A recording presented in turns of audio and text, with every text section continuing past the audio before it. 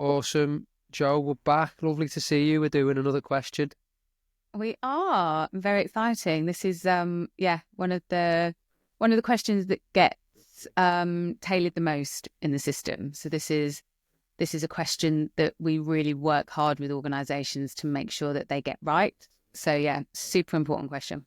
Perfect. So it's a performance-based question, and the way it's done in Korero is basically asking the employee, how do you think you're doing in X, Y, or Z, basically. So just kind of let's pad that out a little before us. In fact, before we do, let me just tell the listeners what's going on here. So in case this is new to you, what we're going to do in this episode is we're going to unpack this question. So why you would use it, when you would use it, that type of thing. And then we've got some data from the Korero database, which we're actually going to explore over the next month. So the next 3 episodes, one a week, which actually break down the question and actually like sort of in real terms and real data what actually happens with your employees. So let's start from the beginning. Joe, tell us about this question and why you would use it. I mean, going way, way back, this really was the question that Korero was designed around, I guess, because this is really what forms the basis of somebody's performance. So when we first started the business, it was very much that Korero would be used as a performance and talent tool. And so performance, yes, we ask one question, but that question is broken down and we can measure performance in a number of different ways. The question that we're looking at today is where we ask people how well they're doing against what the organisation thinks good performance looks like. So when I go in and talk to a company, one of the first questions I ask them, I'm sure I've said this before, is what does good look like here? And it might be through goals and KPIs, but more often than not, we combine that with something that looks at, are people living the values of the organisation? How well are they performing against their job description? And how well do they get on with their team? And if you're a manager, how well are you engaging, developing and retaining the people that work for you? And we think that in hospitality, those 4 questions work quite well. The reason why it's bespoke is that if you say to people, how are you living against our values? Obviously, everybody's values are different. And we also have organisations where they want to delve into the values deeper. So instead of asking one question around how are you living the values, they might ask a question on each value, and each of those values would have behaviours, and then that might make up their performance score. But the question we're looking at is really, how well do you think you're doing? And then the manager would get an opportunity to see what the person has written, and perhaps put some input in if they want to before the meeting. And then when people sit down and have a meeting, it's all about, okay, so, you think you're a role model in this area. Let's discuss that. If you're a role model in this area, what does that mean for us as a business? How can we utilize what you know and take that forward? Or, if it's that you're doing well, what could we do to get you to be a role model? And what are the things that you think you could work on better? We found that, well, not we haven't found actually, there has been research done that shows that people who, when performance is measured through people having coaching conversations and through setting really clear goals, and that's how performance managed, the performance of the organisation goes up. So we know that that's the best way from an employee and from a business point of view to measure what performance looks like. And spoiler alert, we might have some data for you in coming weeks to support that as well. So just to make sure I understand this correctly, is this question used just for like company values, or would you also use this for like personal targets as well? So you wouldn't use this question, but what you can do is you can combine the outcomes of this question with the outcomes of goals or objectives. So however people measure it. So some organisations we go into, they don't have goals that run all the way through the organisation, or they might have own goals or KPIs or objectives or OKRs, whatever you want to call them. They might have only those down to a certain level. So maybe only for their senior teams, head office, and sort of at managerial and assistant GM level. So what we can do is say, okay, so for these people, 50% of their overall performance score will be made up from the answers to the question around their goals, KPIs, OKRs, whatever they call them, and 50% around this, are you behaving in the way that we want you to behave as an organisation? You know, are you looking after your team? Are you getting on with everybody? And actually, are you doing your job? A lot of people forget to do that. They think, yeah, someone's hitting all their goals and, you know, they live all the values, but then they're not actually doing what it said on their job description. And I think that sometimes gets forgotten. I think there's a big fear these days for managers where there has been a lack of leadership capability within certainly the hospitality industry post-COVID, that, you know, a lot of leaders are put into a position where they'll be having these types of conversations with people without having had the requisite development to be able to have them. There's a real, you know, if you haven't got a structure for these questions, there's a real danger that things can be taken the wrong way. And I think a lot of managers are scared to push people on performance, and it's become a bit of a scary word. You know, it's like, but what if they feel like I'm bullying them, or what if they're really stressed at the moment and, you know, I don't want to challenge. But actually, we know that when you set very clear expectations, very clear boundaries, when people know exactly what they're supposed to do to reach the next level, they want to get there. They want to know what that looks like and what they have to do to be better. So yeah, I think it's a super, super important question to be asking. Yeah, 100%. And you touched on this a little bit because you said that the business needs to understand what good looks like in order to have this. But I guess another prerequisite is the business has to help the employee achieve this before they can kind of ask it, because if they haven't given them the support, then they're never going to achieve it. Yeah, so I mean, certainly, you know, the questions that we're asking on this part. So yes, when it comes to goals, obviously, as a leader, you want to support your team in achieving their goals, and you want to set them to be smart. So they, you know, they need to be specific, they need to be measurable, and they need to be time bound, and you know, and you need to really work with people to make sure you're setting them challenging and stretch goals. But this stuff, this really should be something this is why you recruited this person, because they can do the job, because you think that they are a good person that will get on within your team, because you think that they have the values that your organisation has. So really, if people are failing on those, yeah, it is probably an organisation or a leadership issue, because it hasn't been explicitly explained at any point that this is what we expect of you. You can't just come in and say, oh, suddenly we want you to do these things, and people have never heard about them before. But actually, if through interview, through onboarding, these things are regularly talked about, then it shouldn't come as a surprise. Did that answer the question? I don't know if it did. I think I went off there. Yeah, absolutely. I just want to make sure that the follower can sort of like, the listener can follow along with us as closely as possible. Can you give us some examples of things that people would measure? So I know obviously it's different business to business, and values and things change. Just give us a couple of examples that this question might be related to. Okay, so for example, in our business, in Korero, we measure people we have 3 values. We have one around care, one around credibility, and one around positivity. So when I do my review with Steve, who I work with, and he does my review with me, I would sit down and I would give examples. I might say, yeah, I'm probably, you know, maybe a 4 out of 5 on the values at the moment. And why might that be? And it might be that I haven't been feeling very positive lately, or that maybe, you know, I'm feeling that I'm not that credible at the moment. I haven't done as much research or as much reading as I would like to do. So it's really about, okay, how am I living those values on a day-to-day basis? How well am I doing them? And then the second question is, how well am I doing against what's set out for me for my job? And we have something called an accountability chart. And on that accountability chart are all the things that I need to do on a day-to-day basis, all the things that I'm accountable for within the business. so then we would have a conversation. I would score myself against what am I accountable for?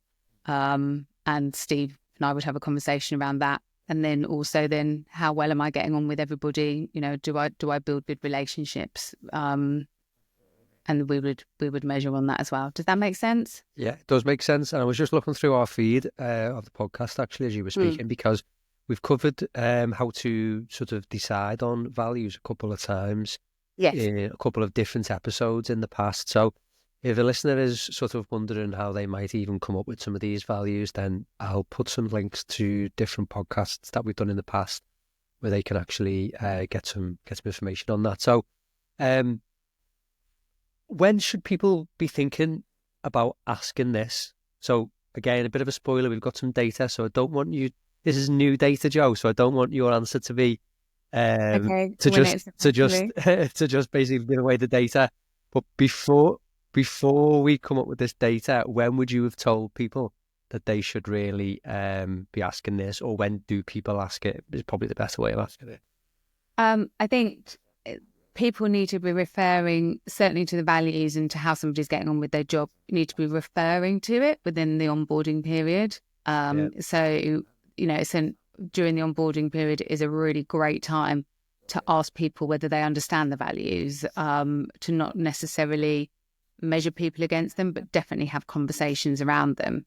And then I would say probably at the 3-month mark, that's the time where you would sit down with the manager and say, with your manager, and sort of say, okay, well, you know, these are the behaviours and the values, and you know what's important to you as a business and what's important to me as an individual. So how well am I doing? So I think I would say around at the 3-month mark would be a good time to have the first conversation around performance. And then, I mean, in an ideal world, I'd say every 3 months, but at the very least every 6 months, I would be sitting down and having a conversation around performance. You will know what people's performance is on a day-to-day basis, yes, but what's happening in terms of really sitting down and thinking about it and being able to articulate it and being able to, you know, set challenging goals and look at ways to improve. That's, I think every 3 to 6 months for sure. So I guess thinking about a new starter, the priority first would be making sure they understand the values. Yeah. Rather than they know they exist. I mean, that would help. Often that happens. So it's all about, you know, and look, it doesn't have to be values. Some organisations don't have values, but they do have the things that are important to us about being here, or the way that we would expect people to behave in this business, at the very least. Okay.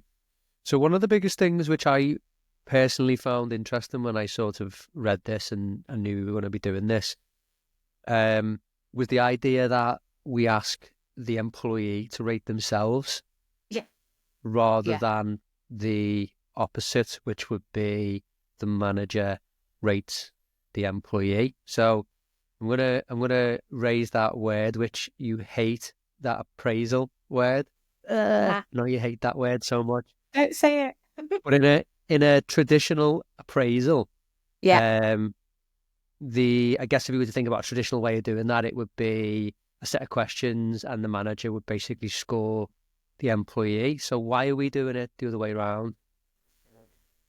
I mean, in some respects, it surprises me you've said that, because for me, for the last 20 years, I've definitely, or you know, as far as I know, at the least, the employee would have the opportunity to do some preparation for the meeting, as with the manager, and maybe it would be the manager that would decide. I'd hope to think it was a conversation they both had. But for us, the fact that in Korero, it's very, very employee driven, because who knows better than yourself as to how, you know, it's really interesting to understand people's perception of how they are performing. That gives so much more insight than you telling somebody a score. And it's not really about the number, it's about the conversation. So I would much rather go in to a conversation with somebody knowing that they think they're a 1, 2, 3, 4, 5, but then being able to plan my response to that in terms of, okay, you know, that's not necessarily the view that I had. Maybe I need to go and talk to somebody else about what their perception is. And I can prepare for and then sit down and have either a difficult conversation, or if you're female, much more likely to have a, why do you only score yourself a 3 or clearly a 4 or 5, which happens. So I think it's really interesting from a manager's perspective to know what the person is thinking, how they're coming into that meeting. And from the employee perspective, that is your job, it's your career, and you need to be able to take control of that. And part of emotional intelligence is being aware of how you're perceived by the world, and being able to understand how other people see you, how other people see your performance, what does good look like, what doesn't it. So it just makes total sense to me that it would be employee driven. Yeah. Okay. I mean, that makes total sense to me as well.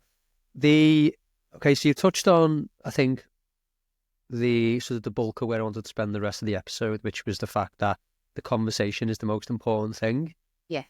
And I think that having a good conversation with the employee after you've done the scoring part of it is probably the hardest thing. It's dead easy to set up the question, especially if you use Korero. It's dead easy to set up the question, right? Because you just send the question out automatically and you get the results back, and then you got to sit down with the person and have the conversation. So I want to basically get your insights on the best way to do that. So just start with some basic insight. How, if I'm a manager and I've got to have this conversation, and maybe let's assume I've not done many of them, if any, before, how should I be thinking about it? Okay, first of all, do your prep. So read what the person has said. So you've got a really great opportunity there to understand what somebody is thinking.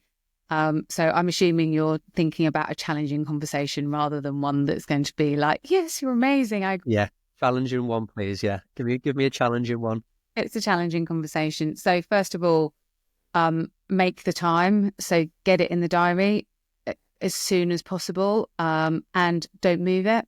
Like the number of times I've seen, certainly in hospitality, somebody be, oh, well, now we're too busy because somebody's phoned in sick, or now we're too busy because of X, Y, Z, and people's reviews get pushed. From a employee perspective, from any individual's perspective, if you think you're going into work today to have a conversation about your career, that's something that you've geared up for one way or another. So don't move it.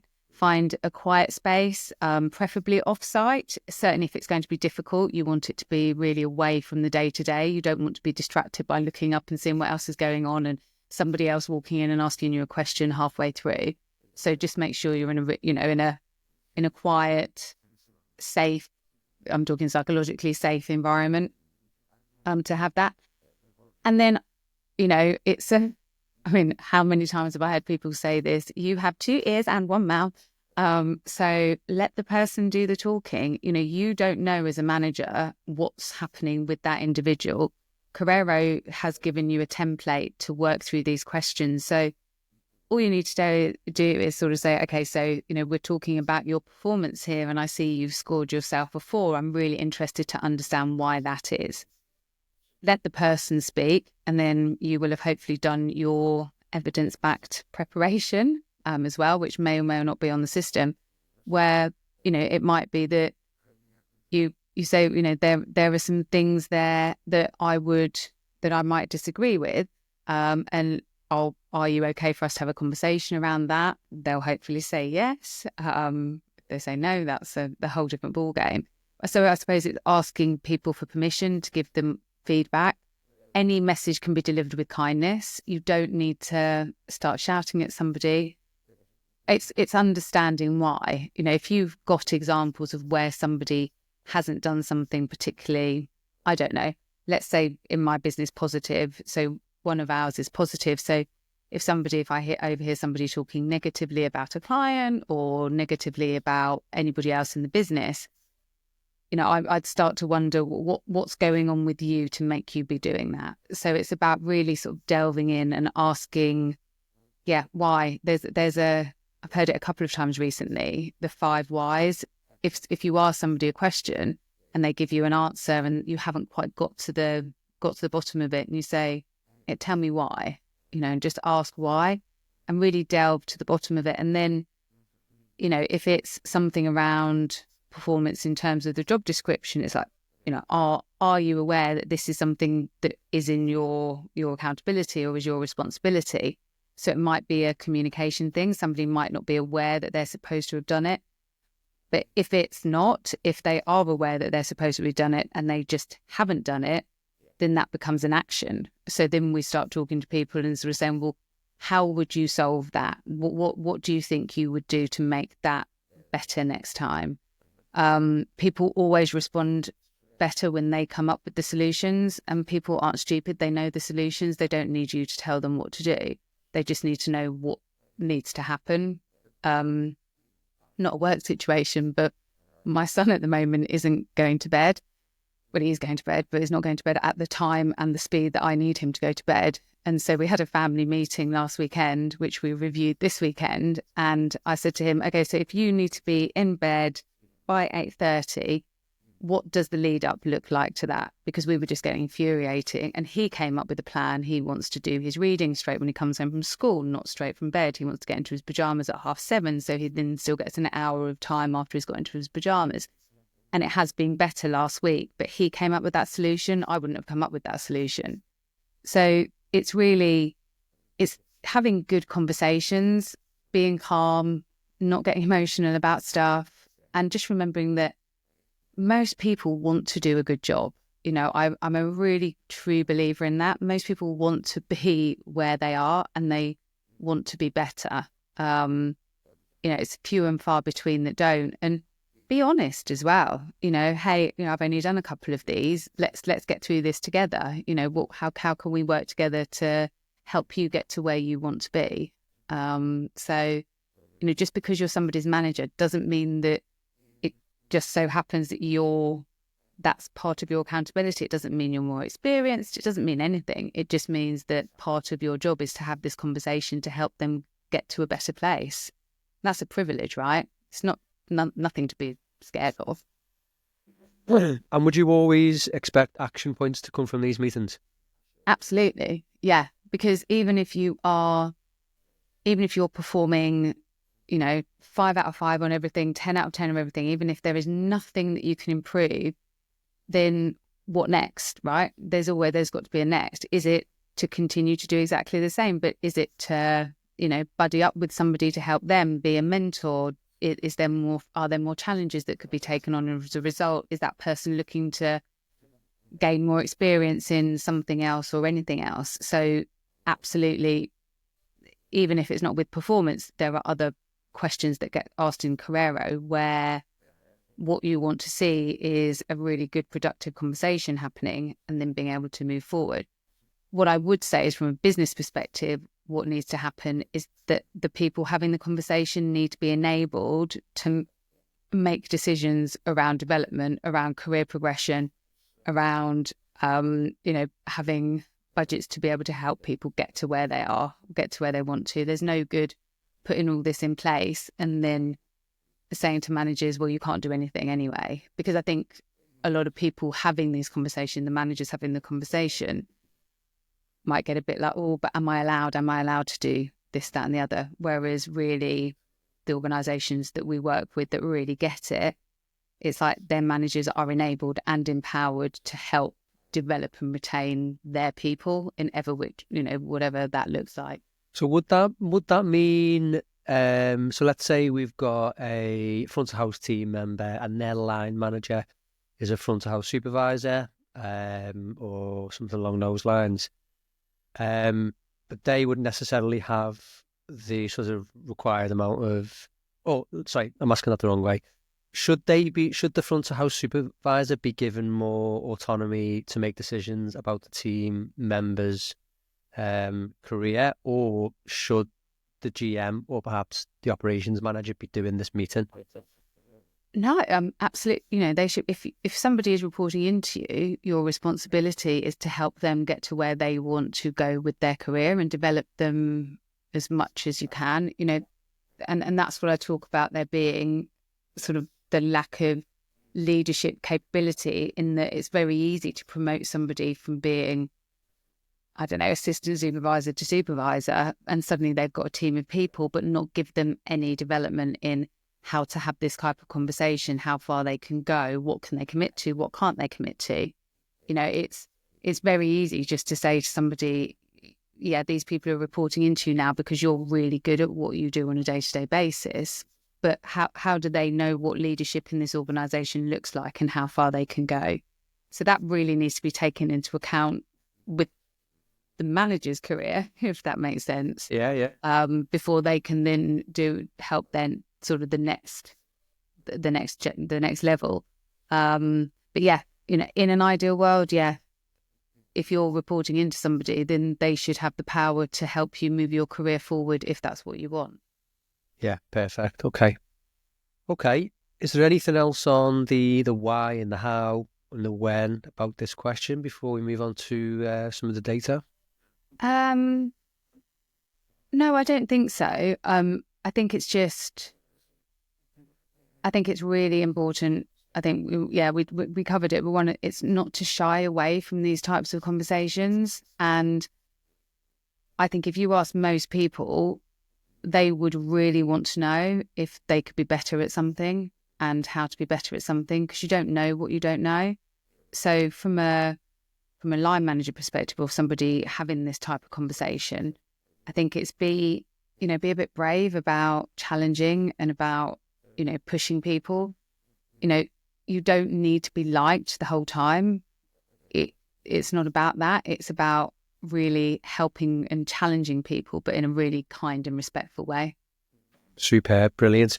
So, Jo, thank you so much for your insights. As always, super, super useful. So a quick note to the listener, make sure you join us over the next 3 weeks. Episodes are released on Mondays because we've got 3 pieces of data all around this question, which I think you'll find quite interesting and kind of back up some of the things, and maybe don't back up some of the things that Jo said. We will see.